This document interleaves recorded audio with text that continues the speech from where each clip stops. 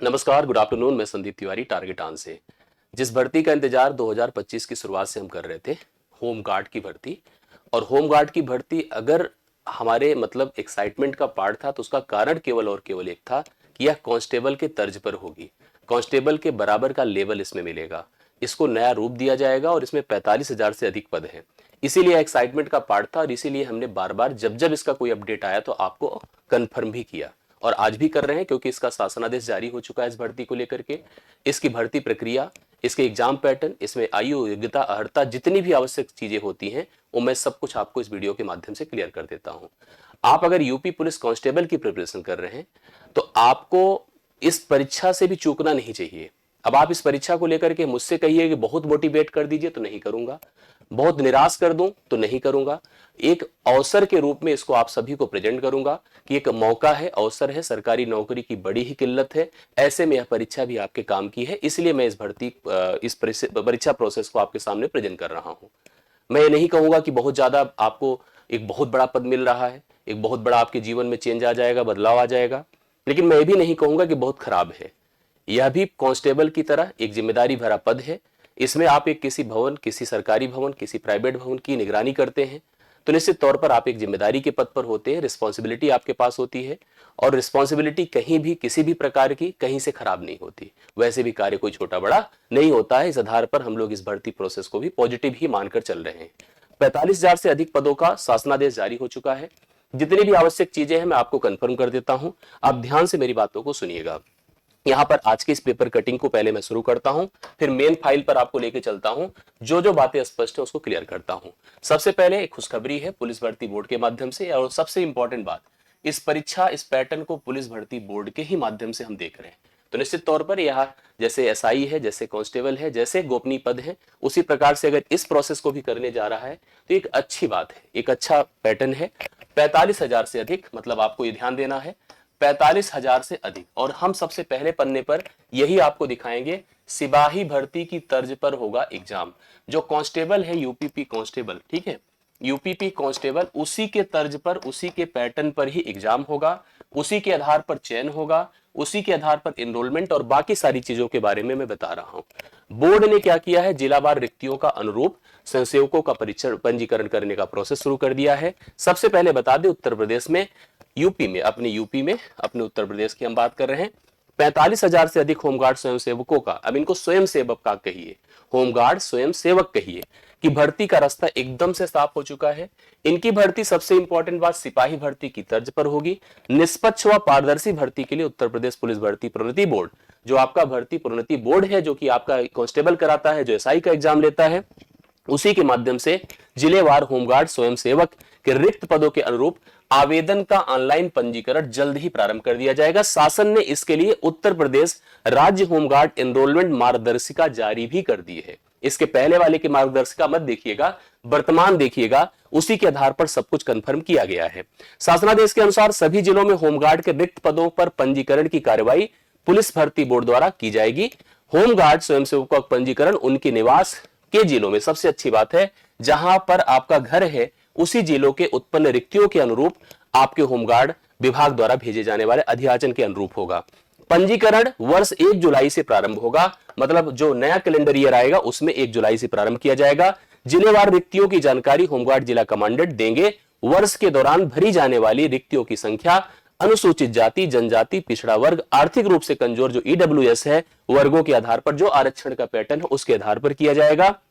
रिक्तियों की संख्या की पूरी जानकारी डीजी होमगार्ड को भेजी जाएगी और इस आधार पर चीजें होंगी। कुछ महत्वपूर्ण बिंदु जो यहीं से निकल करके आती है, बहुत कुछ क्लियर कर देती है, बाद में हम इसको लेकर के आगे भी बढ़ रहे हैं। सबसे पहले जो आयु की बात करिए वो 18 से 30 की है, मतलब 18 साल कम से कम और 30 साल ज्यादा से ज्यादा, ये 18 से 30 का एज गैप है। भर्ती में एनसीसी जो आपके लिए एक महत्वपूर्ण मतलब योग्यता होती है। भारत स्काउट एवं गाइड के जो प्रमाण पत्र होते हैं वो भी बहुत ही एप्लीकेबल होंगे। आपदा मित्र प्रशिक्षण के प्रमाण पत्र धारक 3 अंक तक, ड्राइविंग लाइसेंस 4 पहिया, जिसके पास ड्राइविंग लाइसेंस 4 पहिया है, धारक को अतिरिक्त अंक प्रदान किया जाएगा, ये भी एक अच्छी बात है। आयु प्रमाण पत्र के लिए आपकी हाई स्कूल या समकक्ष परीक्षा आपकी वो मानी जाएगी। पंजीकरण के लिए आवेदन शुल्क का निर्धारण भर्ती बोर्ड के अधिकारी डीजी से होगा। भर्ती बोर्ड के लिए लिखित परीक्षा, इसमें सबसे पहली बार ऐसा होने जा रहा है कि रिटन एग्जाम होगा, और रिटन एग्जाम अन्य परीक्षाओं की तरह 100 अंकों का होगा, 100 अंक का होगा, 100 मार्क का होगा, जो 2 घंटे का होगा। अभी क्या विषय होंगे ये कंफर्म नहीं है, ठीक है। जीएस होगा, जीके होगा, मैथ का भी पार्ट आएगा, रीजनिंग जो भी आएगा ये थोड़ा बहुत अभी आपको क्लियर नहीं है, जैसे आप इसके बारे में जानकारी आप जल्द ही देखेंगे सारी चीजों की। अभिलेखों की जांच होगी, शारीरिक मानसिक परीक्षा जो भी मतलब प्रोसेस है, जो आपका फिजिकल टेस्ट है, जो आपका मेडिकल टेस्ट है, उस सब कुछ प्रोसेस किया जाएगा। और इसमें दौड़ भी होगा, पुरुषों के लिए 4.8 किलोमीटर 28 मिनट में और महिलाओं को 2.4 किलोमीटर 16 मिनट में दौड़ने की बात की जाएगी। थोड़ा सा इसके पॉइंट टू पॉइंट चीजों को देखिएगा। सबसे पहले इस निर्देश, इस लेटर की शुरुआत हम लोग ऐसे करते हैं, यह मार्गदर्शिका, यह प्रोसेस, यह जो शासनादेश है, इसको लेकर के कल ही जो है 3 तारीख को यह अपडेट कर दिया गया, दिनांक 3/11/2025 को, जिसके अंतर्गत होमगार्ड स्वयंसेवकों को एनरोलमेंट के संबंध में यह निर्देश जारी किया गया। क्या निर्देश है सुनिएगा।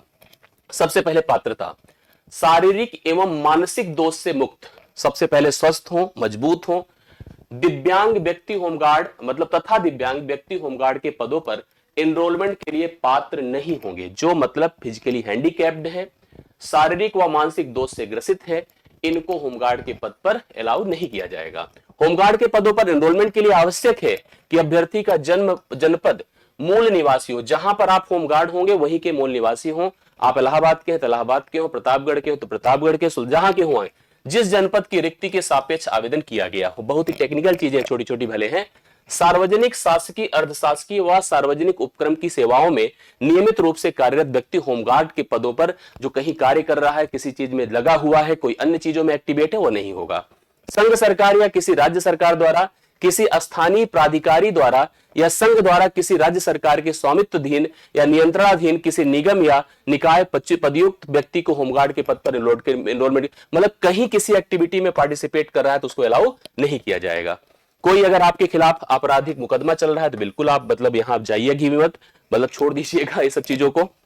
होमगार्ड के पद पर एनरोलमेंट के लिए ऐसे पुरुष या महिला अभ्यर्थी पात्र नहीं होंगे जिनकी एक से अधिक, बताइए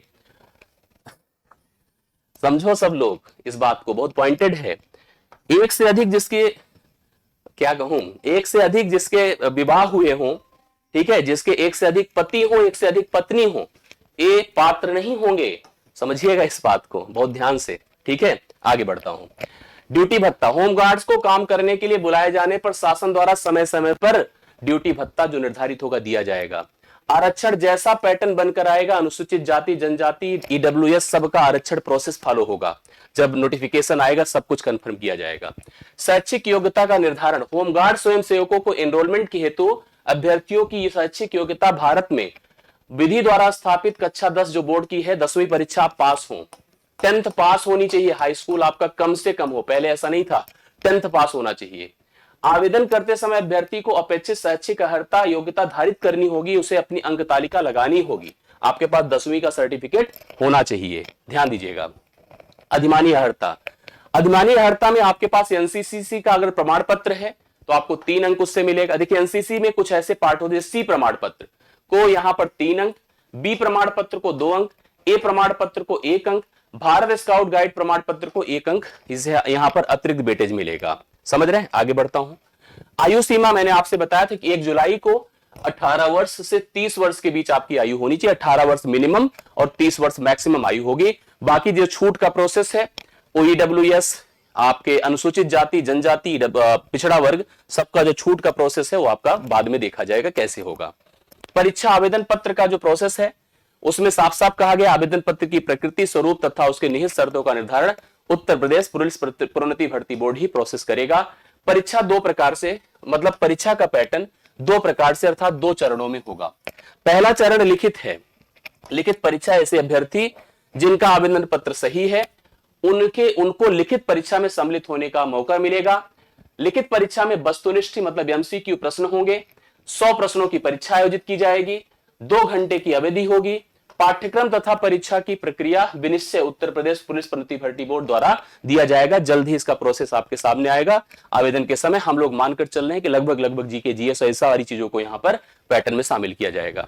फिर उसके बाद औपबंधिक श्रेष्ठता सूची है, जिसमें लिखित परीक्षा में जो प्रश्नोत्तर है उसमें जो अंक मिलेगा उसके आधार पर बाकी जो आपके अंक हैं उनको जोड़ करके आपके अंक का निर्धारण किया जाएगा। कुछ आगे के प्रोसेस है जिसमें शारीरिक जो मानक है वो आपका क्या होना चाहिए। पुरुषों के लिए ऊंचाई सामान्य, अनुसूचित जाति, अन्य पिछड़ा वर्ग न्यूनतम 168 सेंटीमीटर का होना चाहिए और अनुसूचित जाति के लिए 160 होना चाहिए। सीना जो है फुलाए हुए बिना फुलाए 79 है, इनके लिए अनरिजर्व आपके ओबीसी और जो है एससी के लिए, और जो अनुसूचित जनजाति उनके लिए 77 होना चाहिए। फुलाने पर इतना होता। महिलाओं की जो हाइट होनी चाहिए वो आपकी इस वर्ग के लिए अनरिजर्व्ड और ओबीसी और ईडब्ल्यूएस के लिए 152, जबकि अनुसूचित जनजाति के लिए 147 होनी चाहिए और इनका वजन 40 किलोग्राम हो, इनका वजन भी 40 मतलब कम से कम 40 किलोग्राम का वजन होना चाहिए। फिर इसके बाद शारीरिक दक्षता परीक्षा में दौड़ कंसिडरेबल होता है। पुरुषों की दौड़ 4.8 किलोमीटर की होगी, लगभग 5 किलोमीटर की 28 मिनट में, जबकि महिलाओं की दौड़ 2.4 किलोमीटर की होगी जो कि 16 मिनट में पूर्ण करनी चाहिए। ये आपका प्रोसेस है। क्लियर है? चलिए, ये कंप्लीट मैंने जो अभी तक का विवरण था उसको आपको प्रोवाइड कर दिया।